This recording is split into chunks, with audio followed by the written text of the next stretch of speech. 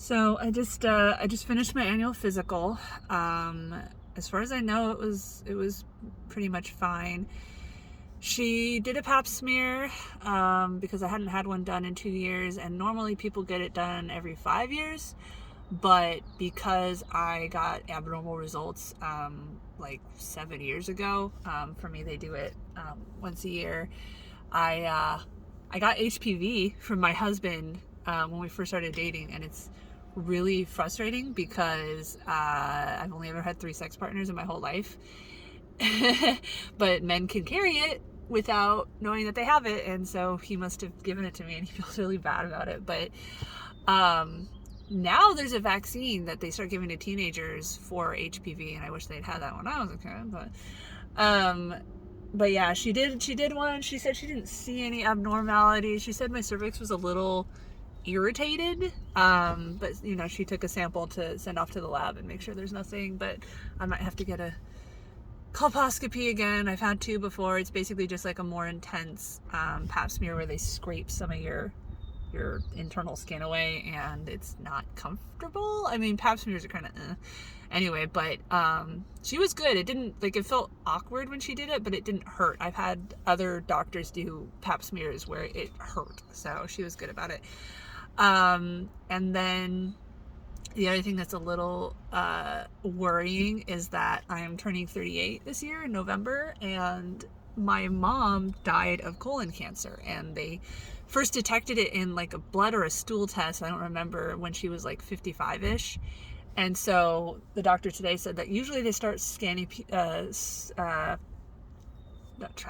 looking for signs of cancer at 45, but because of my family history, she wants to start at 40. And she said probably I'll have to get a colposcopy. Yeah, it's very similar. Colonoscopy is vaginal or cervix, and then colposcopy is colon, which you have to basically go on a juice cleanse the day before, and then you get anesthetized, and they go in with a little camera and they look. I don't think I have ever been anesthetized in my entire life.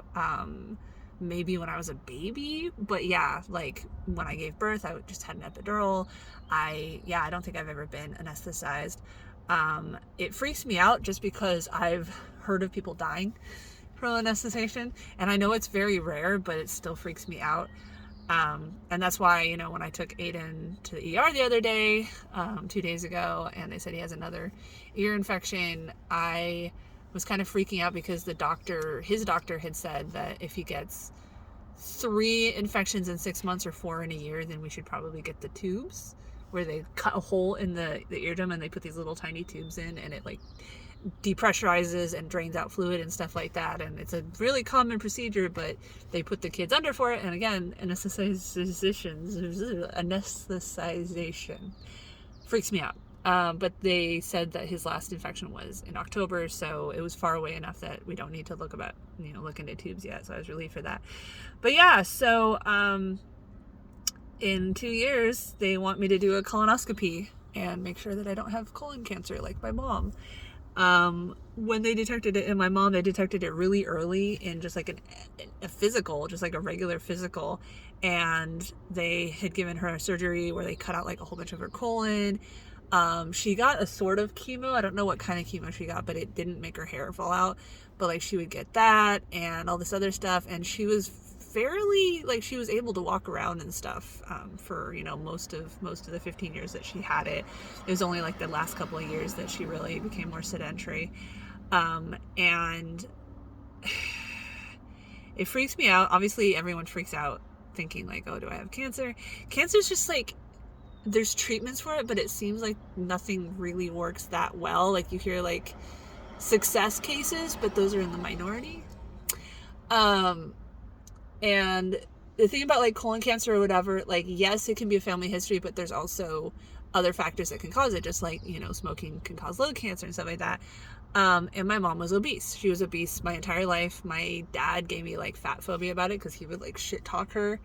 I'm still deprogramming from that. It's interesting because I was watching some videos that I didn't necessarily agree with, but they were talking about this whole like, healthy at any size body positivity thing, and maybe I'll get excoriated for saying this, but like, by all means, like, you know, you can be beautiful at whatever weight, but you are very much predominantly more likely to have health problems if you are overweight, especially, you know, really, really overweight. And so, like, I think it's kind of lying to yourself if you're really overweight and like, oh, but it's not affecting my health at all. But that's not saying that, you know, you can't be healthy and overweight, just like you can be skinny, you know, and you know, unhealthy. And, you know, like, I need to exercise more for sure. It's actually like almost hot today, which is what it was raining 4 days ago. And all of a sudden it's like nice weather. And I'm just like, can we please have at least a couple weeks of this weather before we jump into the 90s, please, Portland. I also asked her, so I was reading her little description about, like, you know, what kind of doctor she is or whatever, and it said that she also, like, kind of not specializes, but she has a special interest in dermatology. So I asked her about this, like, dark patch on my chin that I've had for like 2 decades, and she said that I would have to look for a cosmetic dermatologist, but she said that there's like a laser treatment that they can do where they kill the hair follicles, which I already knew about, but then they also like can get rid of some of the melatoninites, I think is the word she said, which can lighten the skin. I didn't even know that was an option. So, but it tends to be pretty expensive.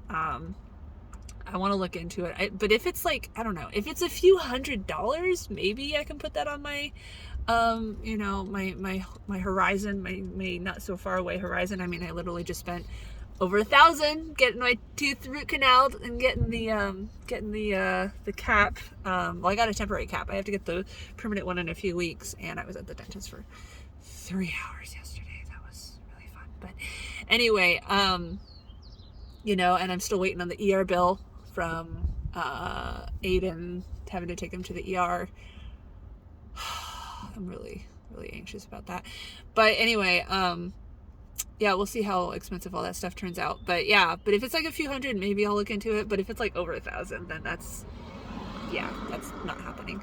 And like, I see ads for Invisalign, and then there was another brand that they had in the dentist or whatever, and I just like briefly searched for it, and they said the average cost was like 4,000, and I'm like, my teeth are crooked, you know, I have haters make fun of it, whatever. But I really like, one of the first videos I ever found by the video essayist Tiffany Ferg was talking about the classism of straight teeth, and, you know, how like, she showed some of her videos before she got popular enough to make a fair amount of money on YouTube. She's not like as far as I know, she's not a millionaire, but and like, her teeth were really, like, she had this one tooth that was like so messed up that people thought it was a tongue ring. And that's pretty extreme. I don't think my teeth are that bad. I mean, this one really bugs me because it's like crooked. And the really annoying thing is that I had braces as a kid, but my mom, instead of getting like a normal retainer that you just wear, she got this like mouth guard that was this big plastic thing. I was supposed to like keep my teeth clenched all the time. And I was already like horribly bullied. You know, as a kid, I've done videos about that before. And so like, of course I'm not gonna, you know, wear something like that.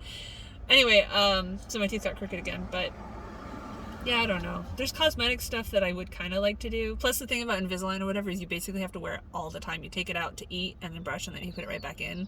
And so that means like no snacking through the day or whatever, which might be healthier anyway. But yeah, it just feels like there's been a lot of medical expenses lately, especially dentist, and, you know, we'll see with Aiden and stuff like that. And, you know, that's with insurance that Matthew pays like $300 something out of every check for. You know, if you don't have health insurance, you're pretty fucked. Pretty fucked in the US.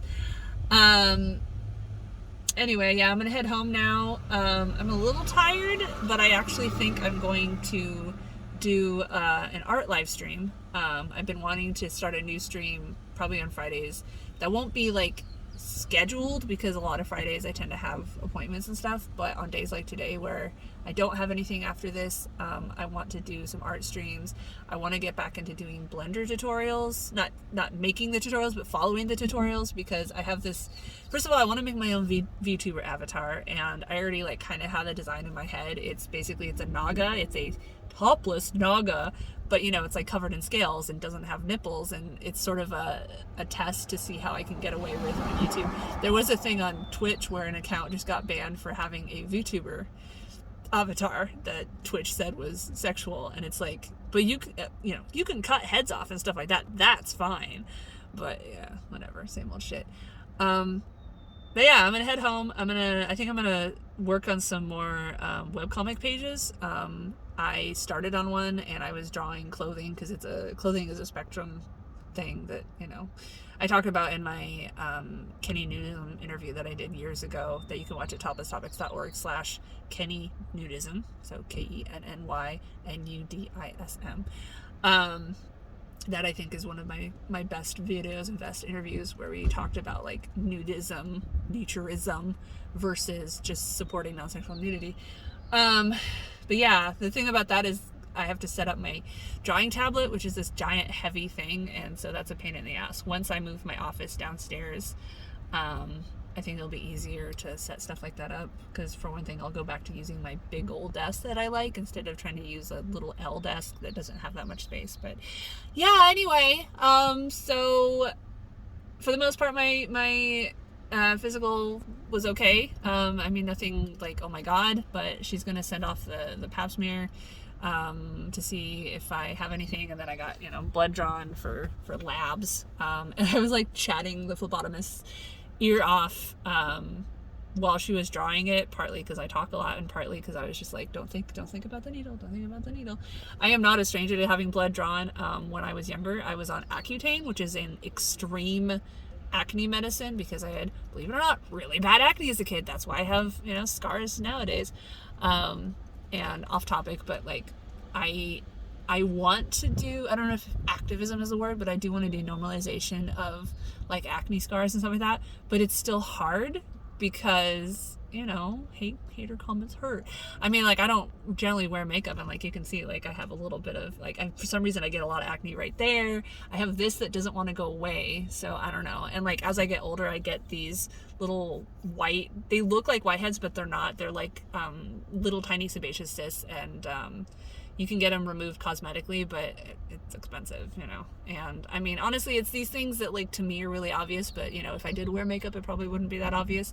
But at the same time, I resent the whole women having to feel pressured to, wear makeup and have shaved legs and armpits and everything like that to be in public, and men are just not placed under the same restrictions. And I mean, even regardless of gender, I think, you shouldn't be held to these unrealistic standards just to be allowed to be in public. And that's not anti-makeup, because it can be fun to wear makeup, but it should be because you like the look, not because you feel like you have to.